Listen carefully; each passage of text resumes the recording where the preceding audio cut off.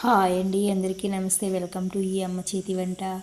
ఈరోజు రెసిపీ ఏంటంటే క్రంచీ అయిన క్రిస్పీ అయిన పచ్చిశనగపప్పు వడలండి. ఇది పచ్చిశనగపప్పు వడలైతే ఈ స్టైల్లో చేస్తే వడలైతే మామూలుగా చేస్తే మెత్తగా ఉంటాయి, కానీ నా స్టైల్లో చేస్తే అయితే క్రంచీగా చాలా అంటే చాలా టేస్టీగా ఉంటాయండి.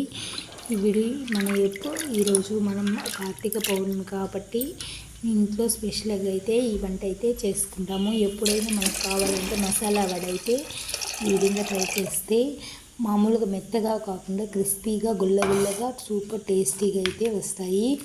ఇక్కడైతే నేను పచ్చిశనగపప్పు ఒక పెద్ద గ్లాస్తో ఒక గ్లాస్ తీసుకొని 2 గంటల సేపు అయితే నానబెట్టుకున్నానంటే మనం ఎక్కువగా నానబెట్టి వడలు అనేది మెత్తగా వస్తాయి. మనకు క్రిస్పీగా వడలు కావాలి అంటే మనం 2 గంటలు నానబెట్టుకుంటే సరిపోతుంది. ఇక్కడ నేనైతే ఆనియన్ వేస్తే వడలు మెత్తగా వస్తాయి కాబట్టి మసాలా కోసం వెల్లుల్లిపాయలు పచ్చిమిర్చి మాత్రమే తీసుకున్నాను. అల్లం కూడా వేసుకోవచ్చు, దీంట్లో అల్లం వేస్తే కూడా అయితే టేస్ట్ అయితే చాలా బాగుంటుంది.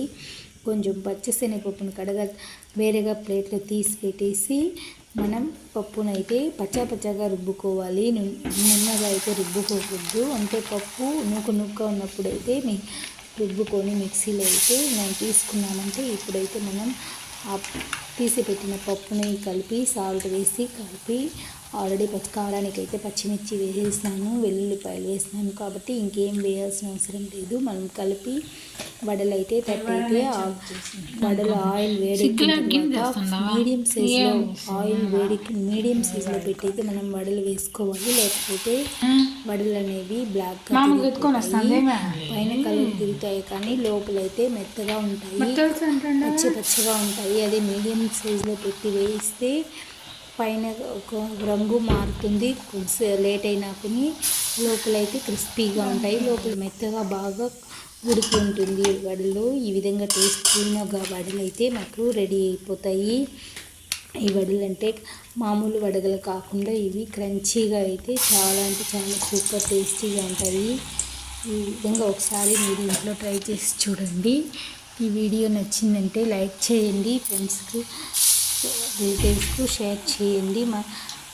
మన మంచి వీడియోల కోసం మన ఛానల్ని సబ్స్క్రైబ్ చేసుకోండి. Thank you for watching. ఇప్పుడైతే ఈ వడలు క్రంచీగా పైన టేస్ట్గా లోపలైతే క్రిస్పీగా అయితే ఉంటాయి. క్రిస్పీగా రావాలంటే వడని నానబెట్టేటప్పుడు మనం పప్పు ఎక్కువసేపు అయితే నానబెట్టకూడదు. అందులో ఆనియన్ వేస్తే వడ అయితే మెత్తగా అవుతుంది కాబట్టి ఈ టిప్స్ ఫాలో అవ్వండి.